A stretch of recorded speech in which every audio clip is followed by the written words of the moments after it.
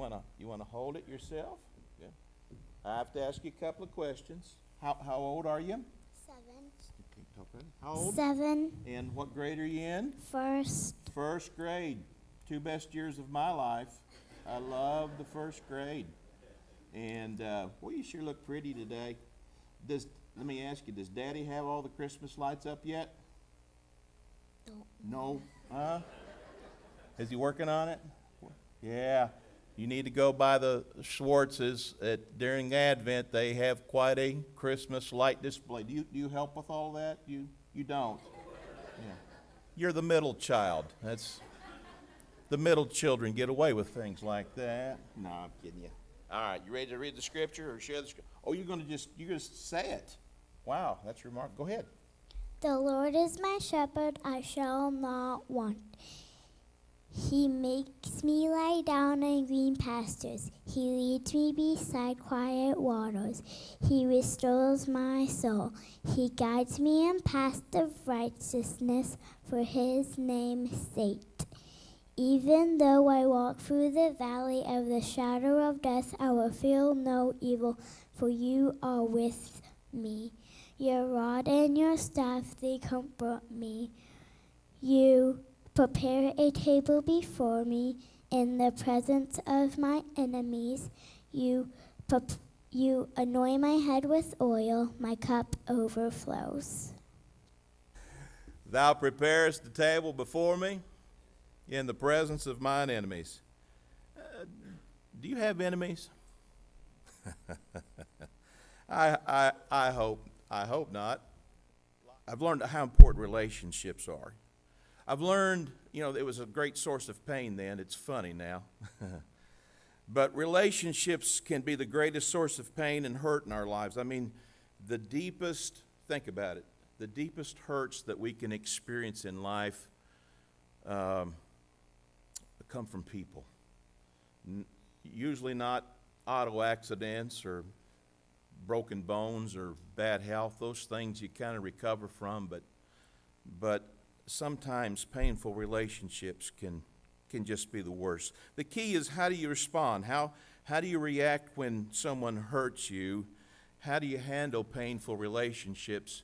And the focus verse this morning, verse 5, walks us through that process. First of all, we learn from David to let the shepherd settle our struggles. Let the shepherd settle our struggles. The sheep are about as defenseless a creature that God has ever made. They're only safe when the shepherd protects them.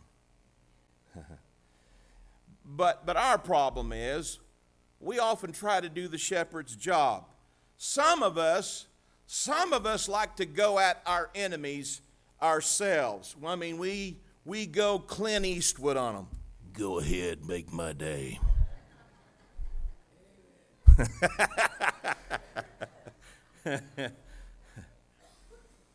Let the shepherd handle them. Second, let the shepherd soothe your scars. Thou anointest my head with oil. Thou anointest my head with oil. One of the worst enemies of a sheep is flies. Flies are a nuisance to us, aren't they?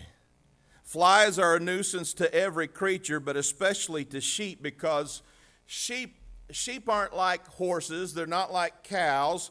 They don't have that long neck where they can just shake off a fly, and they don't have a long tail, that swishes around and serves as a fly swatter. Anybody ever milked a cow and got swatted upside the head with that little wiry tail? Well, sheep can't do that. They can't do that. And so what happens, and this is a little gross, but flies will get up in the nasal cavity of the sheep. I'm doing this right before lunch, right? Flies will get up in the nasal cavity of the sheep, and they'll lay their little fly eggs. And then the hatched larva crawling around in the nasal cavity will just absolutely drive the sheep crazy. they can't do anything about it. Isn't that a lot like life? It's those little things that just gnaw at us and irritate us to no end.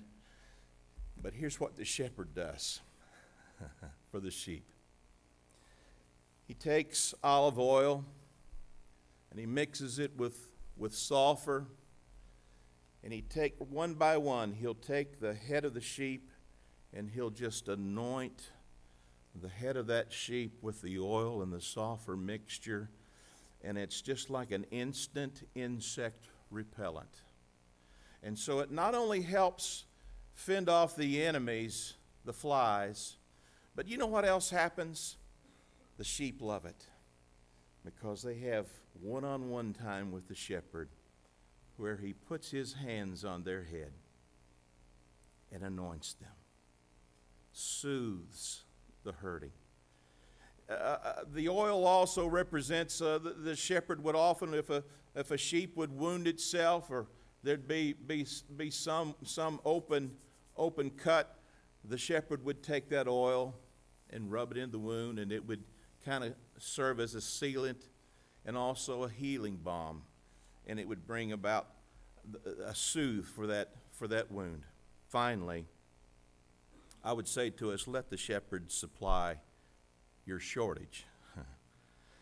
My cup runneth over. My cup runneth over. In the Bible, an overflowing cup is a symbol of total satisfaction. It means I've got everything I need and then some. The Lord is my shepherd, I what? I shall not want.